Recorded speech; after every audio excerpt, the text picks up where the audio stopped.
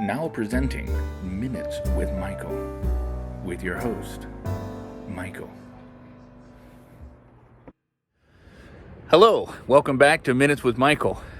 In these uncertain days, it can be pretty dangerous to just let your yard go unchecked, kind of like your hair or your waistline. But today I've decided to show you some handy tips on how to take care of your yard, primarily by using a chainsaw.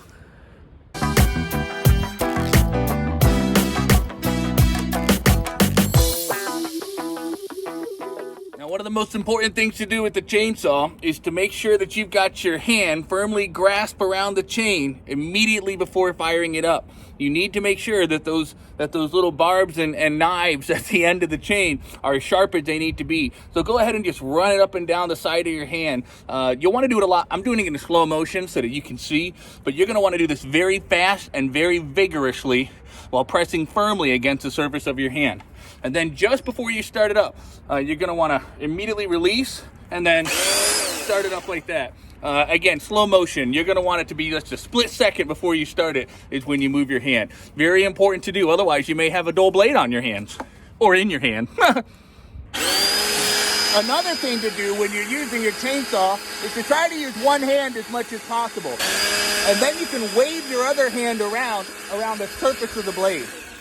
I won't show you, but it's possible to do and you really should. So I want to show you how to effectively cut something with the chainsaw. A lot of people say just to use a gas chainsaw and then methodically, slowly, chainsaw the wood in about 12 to 14 inch section that would fit in most people's wood stove. However, I do things a bit differently, and I'm going to show you the right way to do it. So to properly chainsaw something, you go ahead and start up your chainsaw, and then you attack it violently and blindly.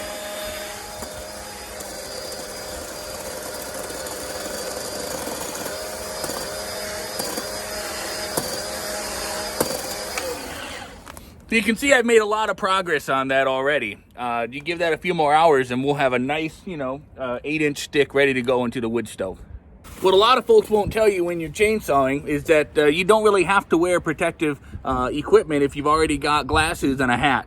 And so for most cases, if I really want to be protected, I'll just turn it around like this. That way it protects the back of my neck as well from any splinters that will inevitably arise as I try to chop some wood. So it works out really well and I save a lot of money that way. I've only had to go to the hospital like 13 times in the last couple of weeks. As far as chainsaw maintenance goes, I've got this thing way too full for the project I'm doing. You'll notice it says max and min. If you're chopping a maximum amount of wood, you'll want that to be full so that your chainsaw weighs a little bit more. But if you're chopping a minimum amount of wood, you're going to want that to be below the minimum line so that your chainsaw runs light and efficiently for small projects. So I'm trying to cut down this tree. This is a sample of what I've done here over the last 2 3/4 years, just little by little, inch by inch with my electric chainsaw. It's got about a 12-inch, 30-centimeter blade on it, and it does the job. I have to take a lot of breaks. Gone to the hospital about once a week.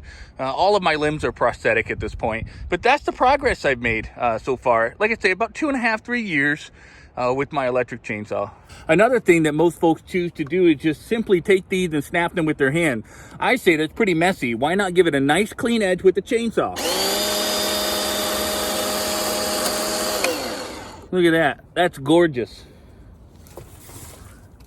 Nice clean edge.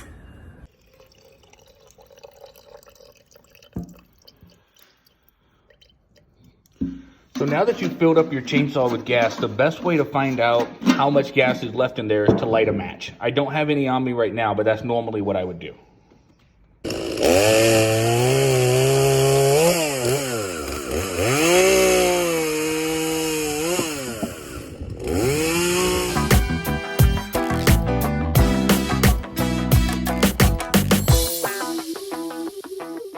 So I hope that you enjoyed this particular Minutes with Michael. Just another how-to guide about how to take care of your trees and things like that. I wanted to do a little bit more. I was going to show how to split wood and just absolutely whirlwind an axe around and let it fly, stuff like that.